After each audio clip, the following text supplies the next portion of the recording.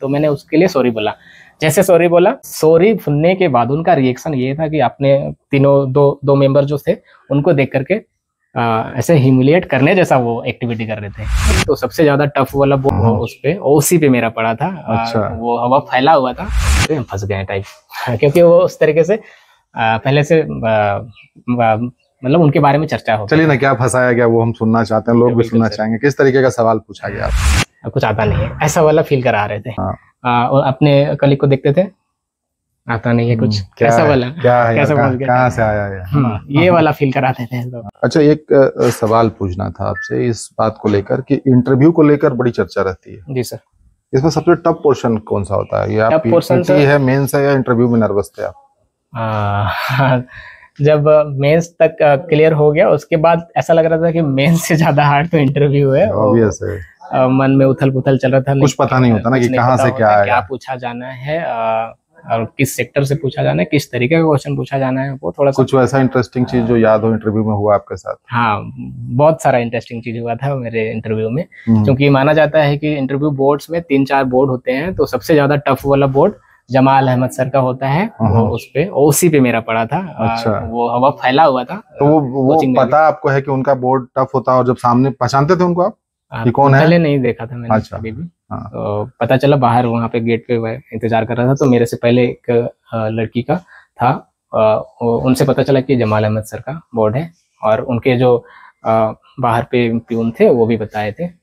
तब लगा कि हाँ, जमाल अहमद सर पे हम फंस गए टाइप क्योंकि वो उस तरीके से पहले से मतलब उनके बारे में चर्चा हो। चलिए ना, क्या फंसाया गया वो हम सुनना चाहते हैं, लोग भी सुनना चाहेंगे। किस तरीके का सवाल पूछा गया? जैसा मैंने एंट्री लिया तो उनके परमिशन से मैंने बोला कि सर मे आई कम सर, वो अलाउ किए। फिर मैंने तीन मेंबर्स थे, तीनों को ग्रेट किया कि सर गुड आफ्टरनून या गुड मॉर्निंग जो भी था वो मुझे ध्यान नहीं।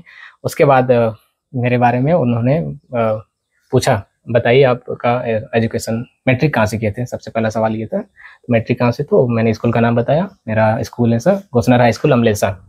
तो वहां से जैसे वो इन्फॉर्मेशन निकालना चाह रहे थे, लेकिन वो हो नहीं रहा था। फिर उसके बाद पूछे ग्रेजुएशन आपने कहाँ से किया, क्योंकि अमलेसा उनको जानकारी में नहीं था। तो फिर आगे बढ़ गए, पूछे कि आपका ग्रेजुएशन कहाँ से। तो मैंने कॉलेज का नाम बताया, 5 परगना किसान कॉलेज बुंडू। बुंडू वो पकड़ना चाह रहे थे, तो बुंडू, अच्छा ठीक है आप बुंडू से हैं, तो ऐसा उनका सवाल था। तो मैंने बोला नहीं सर, मैं बुंडू नहीं है, मेरा बुंडू अनुमंडल पड़ता है, तमाड़ मेरा प्रखंड, ग्राम मेरा नूरीडी। तमाड़ जैसे घुसे वहां से उन्होंने क्वेश्चन स्टार्ट चालू ग्रिल करना शुरू किया। तो तमाड़ से बताइए पिछला जो विधानसभा चुनाव था उस पे तमाड़ से किसने जीत हासिल की, कौन विधायक रहे हैं। तो नाम बताया मैंने, सर विकास कुमार मुंडा वहाँ के विधायक है।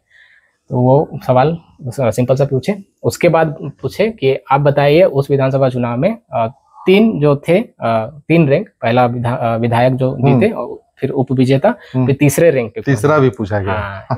यहाँ से ट्रिकी क्वेश्चन चालू हो गया। तो मैंने बता दिया दोनों। तीसरा मुझे अनफॉर्चुनेटली याद नहीं था, मैंने घर जाते हुए देखा भी था पोस्टर, दमयंती मुंडा था, बाद में मुझे पता चला। तो मैंने उसके लिए सॉरी बोला। जैसे सॉरी बोला, पहले दोनों तो बता दिया, फिर पार्टी का नाम भी पूछे तो पार्टी का भी नाम बता दिया। तो तीसरा वाला मुझे ध्यान नहीं था, सॉरी बोला पहले, फर्स्ट टाइम मेरा सॉरी निकला।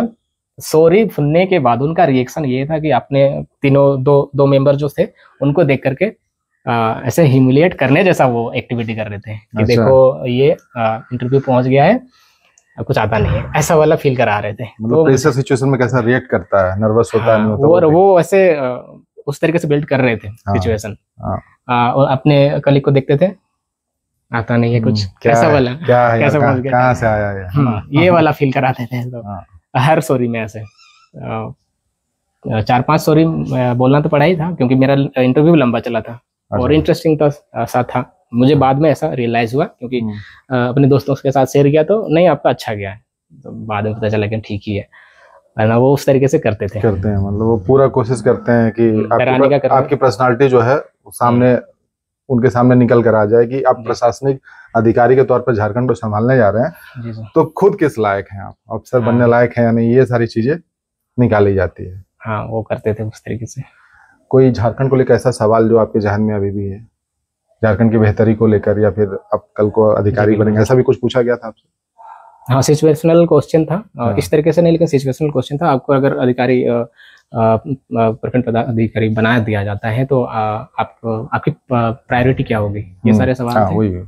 तो जैसा मैंने अनुभव किया है कि मेरे गांव को लेकर के मैंने बताया कि एजुकेशन लिटरेसी रेट ठीक ही है, मगर फाइनेंशियल सपोर्ट ना मिलने की वजह से ड्रॉप आउट हो जाते हैं और उसके बाद गलत चीज़ों में भी लग जाते हैं। जैसे अभी गांव घर का समस्या ये है कि लोग नशा पान पे ज़्यादा नशाखोरी बढ़ी हुई है। जैसे धूम्रपान करना, वो वाली बात एक अलग सी हो जाती है। जैसे कुछ लेना नशे के लिए, तो वो ऐसा करीबन हर एक गांव में ऐसा समस्या देखने को मिलता है। तो वो इस वजह से भी कि उनको रास्ता ना मिलता हो इसीलिए भटक जाते हैं। और सबसे बेहतर ये होगा अपने झारखंड को सुधारने के लिए और गांव के समाज और परिवार को सुधारने के लिए कि वो एजुकेशन पे ज़्यादा ध्यान दे।